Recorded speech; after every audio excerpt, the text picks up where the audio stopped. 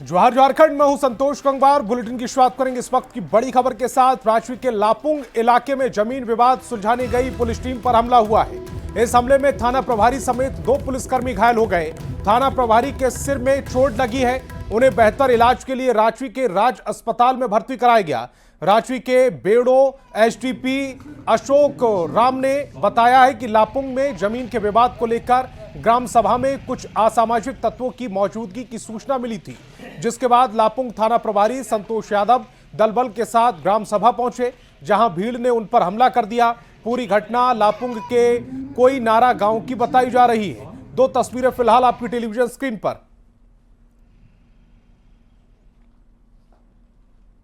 मुद्दे को हवा देकर वायलेंस फैलाना चाहते हैं और उन लोगों को हम लोग चिन्हित करके उस पर कार्रवाई कर रहे हैं। एक नाम सामने आया है आपको नई उरांव का, वो पहले भी उनका आपराधिक इतिहास रहा है और आज भी उस मजमे में शामिल था, तो हम लोग उस पर प्राथमिकी दर्ज करके अभी तक कार्रवाई कर रहे हैं। रांची के लापुंग थाना क्षेत्र में कोई नारा गांव में आज पुलिस पार्टी पर हमला हो गया। इस हमले में थाना प्रभारी गंभीर रूप से घायल हो गए, तो वहीं 2 जवान भी घायल हुए हैं। जाहिर तौर पर थाना प्रभारी और एक जवान को रांची के राज अस्पताल पहुंचाया गया है बेहतर इलाज को लेकर, तो वहीं एक जवान का इलाज जो है वो लोकल स्तर पर चल रहा है। फिलहाल पूरे मामले को लेकर पुलिस जो है वो यहाँ पर जो ग्रामीण एसपी हैं, जो रांची एसडीएम हैं, वो कैंप कर रहे हैं और अतिरिक्त बलों को भी बुलाया गया है। करीब 700 जो पुलिस पार्टी है वो यहाँ पर इस वक्त मौजूद है और फिर आगे की रणनीति तैयार की जा रही है कि आखिर कैसे इस पूरे जो आंदोलन, जो जिस तरह से इसमें असामाजिक तत्वों का जमावड़ा लग गया इस तरह के आंदोलन में, इसे किस तरह से दबाया जाए और इसमें शामिल असामाजिक तत्वों को कैसे गिरफ्तार किया जाए, इसे लेकर रणनीति तैयार हो रही है। जो जानकारी है उसके अनुसार इस पूरे हमले के पीछे जो एक पूर्व नक्सली जो है पुनई उरांव, वो भी शामिल था और उसके ही पूरे निर्देश पर ये पूरी नेतृत्व में कार्रवाई की गई है। थाना प्रभारी को जान से मारने की भी कोशिश की गई, उन पर धारदार हथियारों से हमला किया गया। हालांकि इस दरमियान वहां मौजूद सिपाहियों ने फायरिंग की, जिसके बाद थाना प्रभारी को किसी तरह से बचाया जा सका है। तो कहा जा सकता है रांची में बेड़ों के बाद अब लापुंग जो है वो जल रहा है और कहीं ना कहीं ज़रूरत है इस पूरे जो नेक्सस है इसे तोड़ा जाए। फिलहाल आपको हम एक तस्वीर भी दिखाना चाहेंगे कि जो लापुंग थाने की गेट है उसे भी बंद किया गया है, क्योंकि इस गेट को पीछे बंद करने का मकसद है कि जो असामाजिक तत्व हैं वो कहीं थाने पर हमला न कर दे। इसे देखते हुए इस गेट को बंद किया गया है। हालांकि पुलिस प्रशासन अंदर मौजूद जरूर है, लोगों को आने जाने की इजाज़त भी है, लेकिन अचानक से कोई मॉब यहाँ न आ जाए, इसे देखते हुए ये व्यवस्था जो है वो यहाँ की गई है। कैमरामैन संजीव तिवारी के साथ ओम प्रकाश, न्यूज़ 18 रांची। और रांची से बहुत बड़ी खबर मिल रही है। कल से शुरू होगा आयुष्मान का पेमेंट। अभी 212 अस्पतालों के पेमेंट पर रोक है। जांच के दायरे में 212 प्राइवेट अस्पताल हैं। ईडी कर रही है गड़बड़ी की जांच। निजी अस्पताल संचालकों के साथ ये बैठक हुई, जिसके बाद ये निष्कर्ष निकाला गया है कि कल से आयुष्मान पेमेंट शुरू हो जाएगा। स्वास्थ्य मंत्री के नेतृत्व में यह बैठक हुई। रांची से बड़ी खबर इस समय आपकी टेलीविजन स्क्रीन पर। कल से शुरू होगा आयुष्मान का पेमेंट। अभी 212 अस्पतालों के पेमेंट पर रोक है। जांच के दायरे में 212 प्राइवेट अस्पताल हैं। ईडी गड़बड़ी की जांच कर रही है। निजी अस्पताल संचालकों के साथ बैठक के बाद यह फैसला लिया गया है। स्वास्थ्य मंत्री के नेतृत्व में यह बैठक हुई और उसके बाद यह बड़ा फैसला लिया गया है।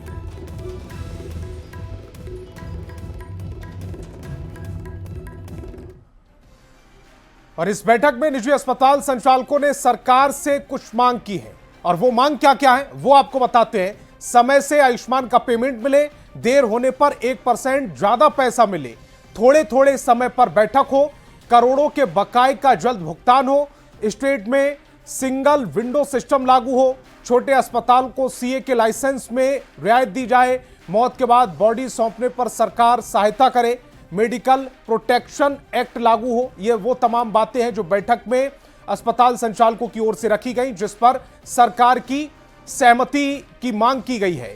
झारखंड के स्वास्थ्य मंत्री पर बीजेपी ने जोरदार हमला बोला।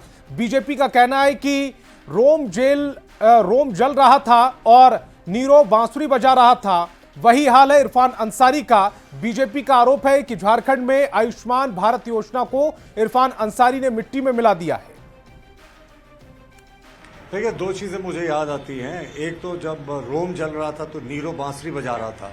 यहाँ आयुष्मान योजना का भट्ठा बैठ गया है और जो हमारे स्वास्थ्य मंत्री जी हैं वो शायरी पढ़ रहे हैं। और दूसरी बात, उल्टा चोर कोतवाल को डांटे।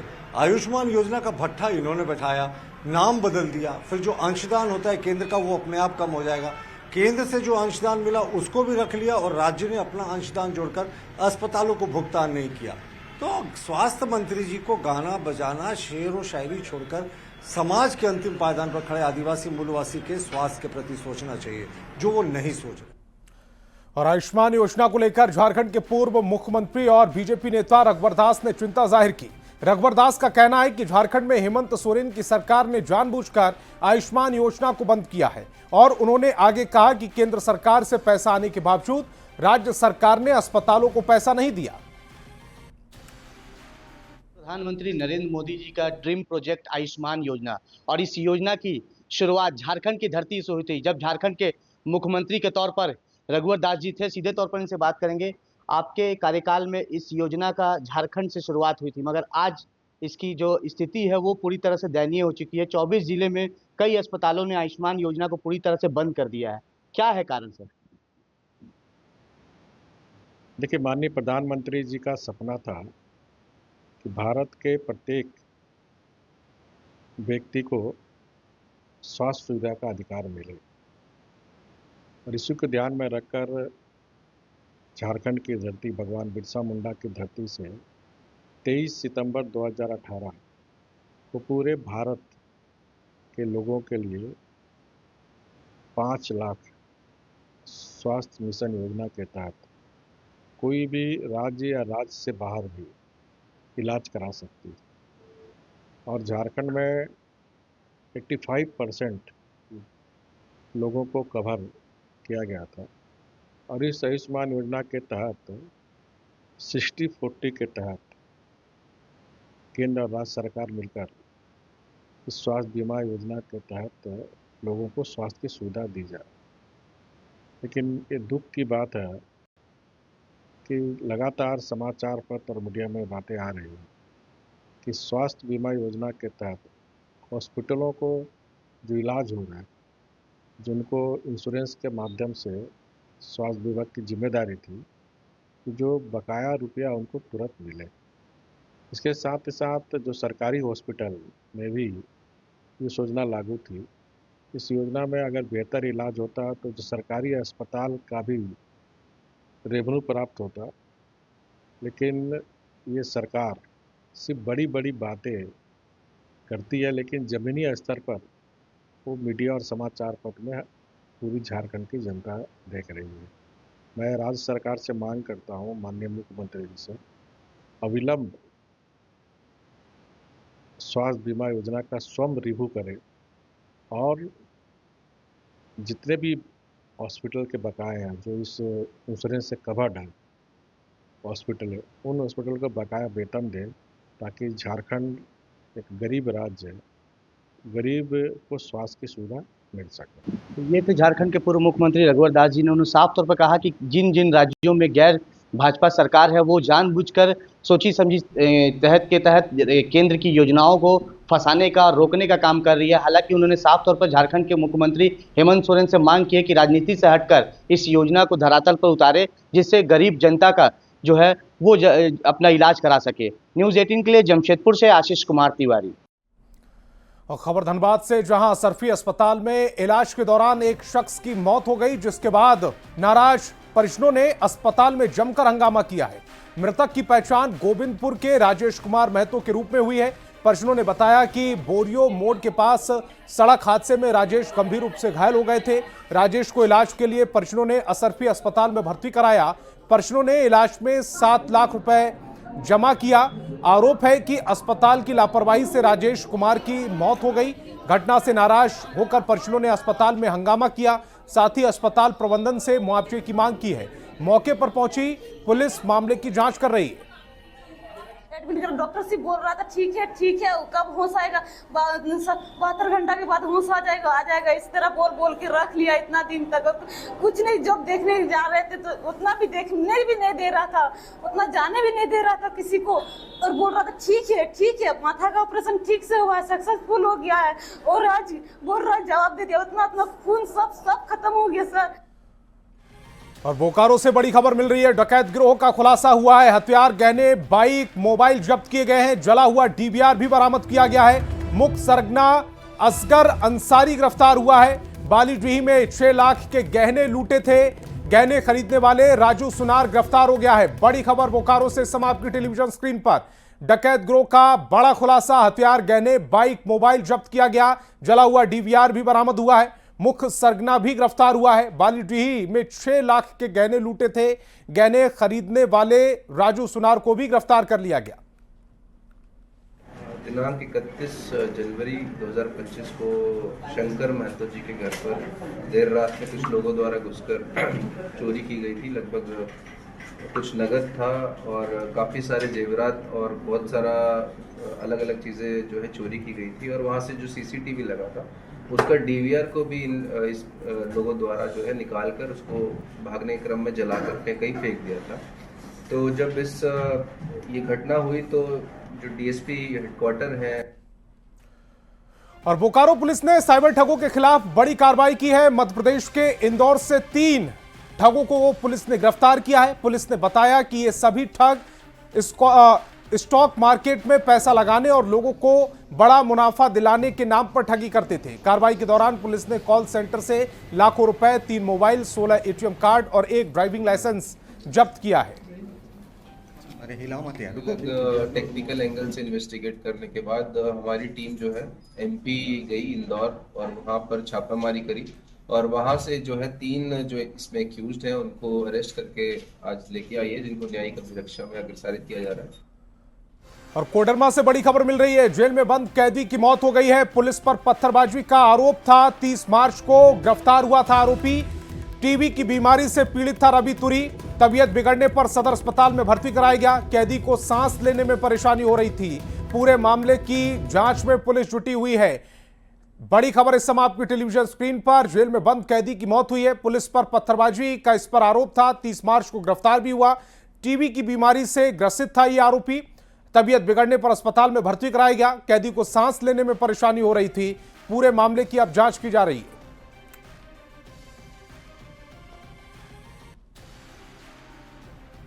वो 1 महीना पहले आया था, उसको शुरू से ही टीबी का बीमारी था। उसका इलाज सदर में भी रहा, भर्ती करके इलाज हुआ, दवा हुआ। आने के बाद यहाँ 10 दिन से था। अचानक उल्टी हुआ। उल्टी होने के बाद तुरंत हम इमरजेंसी में ले गए, वहाँ इलाज चला 10-15 मिनट, उसके बाद नहीं रहा। पूर्ण से ही टीबी का बीमारी उसका था। फिलहाल क्या प्रक्रिया अपनाई जा रही है? फिलहाल उसका पोस्टमार्टम कराने के लिए परिजनों को सूचना दिया गया है। वो आएगा लोग तो उसको सुपुर्द किया जाएगा। और बोकारो से बड़ी खबर मिल रही है, खमहरा नदी में डूबा है स्कूल का छात्र रॉबिन्सन यादव की दर्दनाक मौत हो गई है। 10वीं क्लास का छात्र था। गोमिया में मां के साथ रहता था। पैर फिसलने से यह बड़ा हादसा हुआ है। खोजबीन के बाद शव को बरामद कर लिया गया है। तो खमहरा नदी में एक छात्र डूब गया। रॉबिन्सन यादव उसका नाम था। उसकी दर्दनाक मौत हुई है। 10वीं में पढ़ता था रॉबिन्सन। गोमिया में अपनी मां के साथ रहता था। पैर फिसलने से यह दर्दनाक हादसा हुआ। खोजबीन के बाद उसके शव को बरामद कर लिया गया।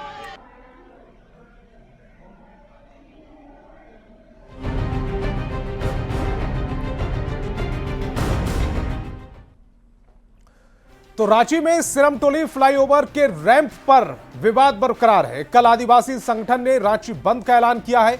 आज राष्ट्रीय अनुसूचित जनजाति आयोग की सदस्य आशा लकड़ा ने रैंप का निरीक्षण किया। इस दौरान पथ निर्माण विभाग, नगर निगम और जिला प्रशासन के अधिकारी मौजूद रहे। आशा लकड़ा ने बताया कि डीपीआर के समय ही उन्होंने बताया था कि रैंप से सरना स्थल प्रभावित होगा, लेकिन तब सरकार ने उनकी नहीं सुनी। से लेके तमाम डिपार्टमेंट के सेक्रेटरी और अधिकारियों के साथ में अभी जांच किए हैं, देखे हैं, विजिट किए हैं, स्थल निरीक्षण। तो बताएं कि दोनों पिलर के बीच का जो खाली जगह है उसको देखा जाए और यहाँ जो रैंप उतारे हैं वो लगभग 300 मीटर तक का इन्होंने बताए हैं। अगर इसी को थोड़ा हम आगे बढ़ा दे तो कम से कम 150 से 200 मीटर आगे की ओर जा रही है। तो उसको अगर आगे बढ़ा दिया जो तो लाखों की संख्या में जो प्रोसेसन चलता है ये धरातल बच सकती थी। इन लोगों को संपन्न भी भेजा गया था 29 तारीख को, लेकिन यहाँ के अधिकारी नहीं गए हैं। आज पूरे अधिकारी को यहाँ पर बुला करके स्थल निरीक्षण किया गया है और निश्चित रूप में आदिवासी समाज को विश्वास है। आज 11 बजे अधिकारियों के साथ में बैठक भी है और उसके बाद इसका कार्रवाई निश्चित रूप में आगे बढ़ेगा। आदिवासी समाज और सिरमटोली फ्लाईओवर के रैंप को लेकर बैठक में पथ निर्माण विभाग के सचिव नहीं पहुंचे, इसके कारण कोई फैसला नहीं हो पाया। अनुसूचित जनजाति आयोग की सदस्य आशा लकड़ा ने प्रोजेक्ट भवन में बैठक बुलाई थी। बैठक में मुख्य सचिव, भवन निर्माण विभाग के सचिव और दूसरे अधिकारी मौजूद रहे, लेकिन पथ निर्माण विभाग के सचिव नहीं आए, जिसके कारण कोई फैसला नहीं हो सका। आशा लकड़ा ने इस मामले में मुख्यमंत्री से हस्तक्षेप की मांग की। 11 बजे से हमारी बैठक थी। बैठक में चीफ सेक्रेटरी और कल्याण विभाग के सेक्रेटरी सहित कमीशन के सभी अधिकारी बैठक में थे, चीफ इंजीनियर और बाकी लोग भी थे। उस बैठक में जो पथ निर्माण विभाग और अर्बन डिपार्टमेंट दोनों देखते हैं, चीफ जो वहाँ के सेक्रेटरी थे, सेक्रेटरी के अनुपस्थिति के कारण हमारी बातचीत और बाकी बैठकें चीफ सेक्रेटरी से हुई, लेकिन जो निष्कर्ष निकलना चाहिए वो निष्कर्ष नहीं निकल पाया क्योंकि पथ निर्माण विभाग के सेक्रेटरी नहीं थे, इसलिए बैठक को वहीं स्थगित करना पड़ा। और चास एसडीएम कार्यालय में बोकारो के बीजेपी के पूर्व विधायक बिरंची नारायण ने विधायक श्वेता सिंह पर जो आरोप लगाए हैं उससे जुड़े सबूत सौंपे और कड़ी से कड़ी कार्रवाई की मांग की। बिरंची नारायण ने भी श्वेता सिंह पर 2 पैन कार्ड और 4 वोटर कार्ड रखने के आरोप लगाए हैं। इस मामले में चुनाव आयोग के निर्देश पर चास एसडीएम प्रांजल ढांडा ने पूर्व विधायक बिरंची नारायण और वर्तमान कांग्रेस विधायक श्वेता सिंह को नोटिस जारी कर जवाब देने के निर्देश दिया था। बिरंची नारायण ने इस मामले में जल्द से जल्द जांच पूरी कर कार्रवाई की मांग की है। जिस समय चुनाव हो रहे थे उस समय झारखंड के चुनाव, उस समय ये सारे के सारे आईडी जीवित थे। तो ये जांच का विषय अभी हाल में मैं 24 के बाद देख रहा हूँ कि 2 आईडी डिलीट भी करा दिए गए हैं। मैंने ये भी कहा है कि भाई 24 के बाद आखिर आईडी क्यों डिलीट कराया गया, किन परिस्थितियों में डिलीट हुआ, ये भी जांच का विषय है। तो सवाल उठता है कि जिस समय आप नॉमिनेशन कर रही थी या जब ये खबर आ गई अखबारों में विभिन्न प्रेस मीडिया के माध्यम से, तो कहीं उसके बाद तो डिलीट नहीं हुई, और डिलीट हुई तो क्यों हुई, किस कारण से हुई। और झारखंड के डीजीपी अनुराग गुप्ता से जुड़ी बड़ी खबर है। सूत्रों के मुताबिक मिल रही जानकारी के मुताबिक अनुराग गुप्ता को मई महीने का वेतन नहीं मिला है। इस पर झारखंड में सियासत भी शुरू हो गई है। जेएमएम का कहना है कि महालेखाकार की ओर से पे स्लिप जारी नहीं की गई, जिस वजह से वेतन नहीं मिल पाया। जेएमएम का कहना है कि मामला कोर्ट में है, इसलिए इस पर ज्यादा कुछ बोलना ठीक नहीं। वहीं बीजेपी का कहना है कि कानून से ऊपर कोई नहीं है, महालेखाकार राज्य के नहीं होते हैं, इसीलिए वो नियम के अनुसार काम कर रहे हैं। आपको बता दें कि अनुराग गुप्ता को सेवा विस्तार देकर झारखंड सरकार ने उन्हें डीजीपी के पद पर बनाए रखा है। वो तो खबरें पहले भी आ चुकी थी कि एजी ने पे स्लिप बंद कर दिया है। पे स्लिप बंद हो जाएगा तो फिर वेतन नहीं मिलेगा। अभी मामला सब जुडिस है, मामला कोर्ट में भी गया है। माननीय बाबूलाल मरांडी जी ने भी कोर्ट पर इसमें याचिका दायर की है। तो हमें लगता है हमें इंतजार करना चाहिए अदालत के फैसले का, और सब कुछ दूध का दूध पानी का पानी हो जाएगा, क्योंकि हमारे भी अपने तर्क हैं। अस्थाना आरके अस्थाना कैसे बन गए थे। राजनेता का भला ही किसी के प्रति खास कृपा हो, लेकिन जो कानून कहता है, कानून से बाहर जाकर कोई कुछ कर नहीं सकता। भाई महालेखाकार कोई राज्य सरकार का अधीनस्थ तो है नहीं, भाई ये लेखा जोखा रखने का काम करता है। पद का रिश्ता सीधे वेतन से होता है, और अनुराग गुप्ता के मामले में यही रिश्ता नियमावली के रूप में केंद्र और राज्य के बीच आपस में टकरा रहा है। 31 मई को इस टकराहट के 1 महीने पूरे हो चुके हैं। अब देखना यह है कि नियम और तर्क की इस लड़ाई में जीत आखिर होती है तो किसकी। संजय कुमार सिन्हा, न्यूज़ 18, रांची। खबर हजारीबाग से, जहां अन्नदा कॉलेज में एडमिशन में गड़बड़ी और फीस बढ़ोतरी को लेकर छात्रों में नाराजगी देखी जा रही। छात्रों ने प्रबंधन पर बेवजह परेशान करने का आरोप लगाया। साथ ही खेल कोटा से भी एडमिशन में बाधा डालने का आरोप लगाया। कॉलेज प्रशासन ने नियम के तहत ही नामांकन का दावा किया और छात्रों की शिकायत पर गंभीरता से काम करते हुए समाधान का भरोसा दिया। पूरे मामले में छात्र और कॉलेज प्रबंधन में तालमेल की कमी भी दिख रही है, जिससे समस्या का समाधान नहीं हो पा रहा। 5 दिन बच्चा लोग को कंटिन्यू दौड़ना पड़ता है। अगर ये बच्चा पैरवी लेके आएगा तब ये कॉलेज में एडमिशन हो पाएगा, वरना एडमिशन नहीं हो पाएगा। दूसरा बात है, यहाँ पे प्रत्येक साल ही वृद्धि 2-2, 3-3 हजार किया जा रहा है। और अगर बच्चा लोग अपना डिमांड को लेकर यहाँ कुछ भी करता है तो पुलिस प्रशासन को बुला के बच्चा लोग को डराया जाता है, धमकाया जाता है, बच्चा लोग को फेल करने का धमकी दिया जाता है। यहाँ का टीचर लोग का कहना है, अगर मेरे पास ट्यूशन नहीं पढ़ेगा तो तुमको फेल कर दिया जाएगा। यह है कि बच्चों का जो मांग है, छात्र नेता हैं लोग कुछ कॉलेज में जो आए दिन परेशानी पैदा करते हैं। किस तरीके से परेशानी पैदा करते हैं, जबकि हम हमेशा उपलब्ध है, प्रिंसिपल रहें या न रहें, हर एक समस्या को सुनने के लिए। हाँ, आर्थिक समस्या हमारे से पड़े है, इसलिए उस पर हम निर्णय नहीं ले पाते हैं। और रांची से बड़ी खबर मिल रही है, रिम्स की लिफ्ट में बच्चा फंसा रहा। 2 घंटे तक लिफ्ट में बच्चा फंसा रहा। रिम्स के ए ब्लॉक की यह पूरी घटना है। कड़ी मशक्कत के बाद बच्चे को बाहर निकाला गया। इलाज कराने आया था ये बच्चा। रिम्स प्रबंधन पर अब सवाल उठ रहे हैं। बड़ी खबर रांची से, रिम्स एक बार फिर सुर्खियों में है। रिम्स की लिफ्ट में बच्चा फंसा रहा। 2 घंटे तक बच्चे के फंसे रहने की खबर है। रिम्स के ए ब्लॉक की पूरी घटना है। कड़ी मशक्कत के बाद उसे बाहर निकाला गया है। बच्चा इलाज कराने के लिए आया था। गौरव झा हमारे संवाददाता ज्यादा जानकारी के साथ फोन लाइन पर जुड़ रहे हैं। गौरव, 2 घंटे तक एक बच्चा लिफ्ट में फंसा रहा और कोई उसकी खैर खबर लेने वाला नहीं। बिल्कुल, हम आपको बता दें कि रिम्स की ये पूरी घटना है, जहां रिम्स के बिल्डिंग में जो लिफ्ट लगा हुआ है उसमें जो इलाज कराने बच्चे आए थे वो फंस गए थे। बताया जा रहा है कि अंदर से जो कई दफा कॉल है वो भी किया गया उनके परिजनों द्वारा, जो टेलीफोन नंबर जारी किया जाता है, चाहे रिम्स मैनेजमेंट को हो चाहे रिम्स प्रशासन को हो, लेकिन किसी की तरफ से कोई भी रिस्पॉन्स नहीं आया। कुछ देर के बाद जब इसकी सूचना हुई तो फिर उसे निकालने की कवायद शुरू हुई। लेकिन सवाल ये होता है कि जब राज्य का सबसे बड़ा अस्पताल है, वहां इस तरह की व्यवस्था कैसे हो जाती है कि कोई मरीज अगर इलाज कराने आता है तो वो घंटों लिफ्ट में फंसा रहता है। लिफ्ट को लेकर गौरव, जो बच्चा लिफ्ट में फंसा था उसकी एज कितनी है, उम्र कितनी है? बिल्कुल 4 से 5 वर्ष का बच्चा। 4 से 5 वर्ष का बच्चा 2 घंटे तक अगर लिफ्ट में फंसा रहेगा, उसकी मनोदशा समझने की कोशिश करें रिम्स प्रशासन। बिल्कुल, ये सवाल उठता है रिम्स प्रशासन और स्वास्थ्य विभाग के ऊपर कि जिस अस्पताल को आप राज्य का सबसे बड़ा अस्पताल कहते हैं कि यहाँ तमाम व्यवस्थाएं पुख्ती है, अगर उस अस्पताल में इस तरह की बड़ी गलती होती है तो आखिर इसकी जिम्मेदारी कब तक? तो इतनी बड़ी गलती का जिम्मेदार आखिर कौन है? गौरव, आप हमारे साथ जुड़े, आपका बहुत बहुत शुक्रिया। तो इस बुलेटिन में फिलहाल इतना ही। आप देखते रहिए News 18 बिहार झारखंड।